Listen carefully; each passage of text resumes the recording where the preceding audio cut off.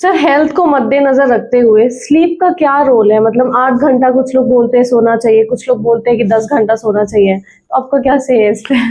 Normally देखो sleep का role तो बहुत बहुत ज्यादा इंपॉर्टेंट है। अभी जैसे मैंने बताया था ना कि पिलर्स है, राइट, वेट लॉस या ओवरऑल वेलबींग में कि आपको वर्कआउट भी करना है, आपकी डेली एक्टिविटी बहुत अच्छी होनी चाहिए ओवरऑल, राइट, आपके डाइट पे अच्छा होना चाहिए, क्लीन डाइट, राइट, न्यूट्रिशन का ध्यान रखना है, आपको स्लीप का भी रखना है, स्ट्रेस का भी रखना है। तो स्लीप के बारे में बात करते हैं।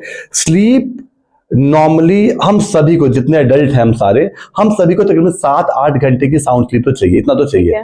बच्चों के लिए, जैसे अगर मैं माही की बात करूं, किसी और की बात करूं, तो जो वो बच्चे हैं जो अभी 7-8 साल, 10 साल, 12 साल वाले हैं, उनको तो और 9 से 10 घंटे की स्लीप चाहिए। अब स्लीप का इंपॉर्टेंस क्या है उसको इस तरीके से देख लेते हैं कि अगर आप सो नहीं रहे ठीक से, राइट, जब आप सोते हो तभी बॉडी आपके ग्रोथ हार्मोन्स को रिलीज करती है, राइट। आपके जो रिपेयर एंड मेंटेनेंस वाला काम है, जैसे आप नॉर्मल देखते हो कि अगर आपके कभी सर में दर्द हो, हाँ, या किसी को होता है तो हेडेक हो रहा है, तो जैसे होता है ना कि माँ बोल रही है कि सो जाओ, अगर सो जाएगा तो ठीक हो जाएगा। बहुत बार कोई ऐसे प्रॉब्लम्स होते हैं जो रात में हो रहा है, आप अच्छे सो जाते हो तो ठीक हो जाता है। बच्चा बीमार है और अगर वो सो रहा है तो सब बोलते हैं कि यार सोने दे भी, राइट। क्यों? क्योंकि सोना अपने आप में इतना इंपॉर्टेंट एक्टिविटी है, सोने से आपके आधे तकलीफ दूर हो जाते हैं, राइट। लेकिन अगर इसका ठीक उल्टा हुआ, कि कोई अगर स्लीप पे ध्यान नहीं दे रहा, राइट, कि रैंडम कभी 4 घंटे, कभी 6 घंटे, या फिर साउंड स्लीप नहीं है, तो फिर मतलब सारा कुछ गड़बड़ हो जाएगा, क्योंकि बॉडी फिर वो रिपेयर मेंटेनेंस करेगी नहीं, बॉडी वो हार्मोन रिलीज ही नहीं करेगी ठीक से जो उसको करना चाहिए था।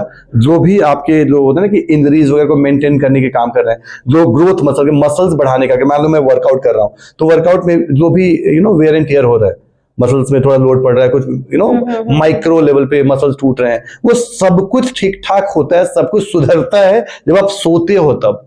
तो इतना इंपॉर्टेंट है, राइट। और सोने के लिए, कि जैसे बेसिक चीजों के लिए मैं बात करूं कि सोने के लिए क्या बेसिक चीजें हैं जिसको ध्यान में रखें, तो हम सभी के लिए, जैसे आपको पता भी होगा, बहुत पता है, रात में कैफीन वैफीन नहीं ले। जैसे कॉफी पीना है, चाय पीना है, तो नॉर्मली शाम के 6-7 बजे से बाद ना ले, नंबर 1। नंबर 2 की डिनर, डिनर कम से कम, एक तो डिनर लाइट होना चाहिए और डिनर सोने के 2-2.5 घंटे पहले हो जाना चाहिए। अगर डिनर हैवी है तो आप कभी अच्छा सो ही नहीं सकते, क्योंकि बॉडी फिर, आपका जो डाइजेस्टिव सिस्टम चलता रहेगा, बॉडी उस खाने को डाइजेस्ट करने में ही लगी होगी। अच्छा, राइट। तीसरा है, राइट, क्योंकि समय पे नहीं सोते। अगर आप भले ही 11 बजे सो, 10 बजे सो, 12 बजे सो, लेकिन आपका 30 दिन का वो फिक्स होना चाहिए पैटर्न, कि जैसे कि मान लो मैं 11 बजे सोता हूँ, हाँ, और 6:30 बजे उठता हूँ, तो फिक्स है हमेशा के लिए।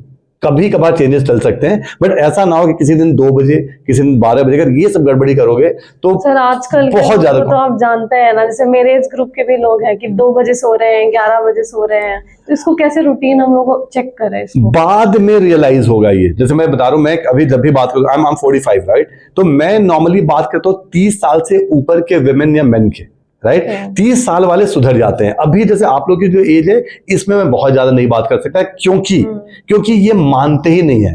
इनमें जैसे आज के जेनजी में अगर मान लो कोई 1 बजे से पहले सोता होगा तो शायद उसको आउटडेटेड बोल देंगे कि अरे तू 1 बजे 11 बजे सो जाता है, राइट। लेकिन बाद में बहुत दिक्कत आएगी। जैसे एग्जाम्पल दे रहा हूं कि अभी तो सब कुछ ठीक चल रहा है, लेकिन अगर ये रूटीन ऐसा रह गया, आने वाले टाइम बहुत दिक्कत होगी, क्योंकि फिर सारा सिस्टम खराब होता है। मेरे हिसाब से किसी तरीके से थोड़ा शिफ्ट किया, कि मान लो कि 2 बजे सोते हो, तो ट्राई किया कि can I make it around 1 o'clock, can I make it around 12 o'clock, और फिर उस रूटीन को फॉलो करना, ट्राई किया कि उसको हम फॉलो कर लें। जैसा कि आपने बताया, मुझे तो बहुत जरूरत है स्लीप साइकिल को इम्प्रूव करने का, आप सब भी जरूर इम्प्रूव कीजिए।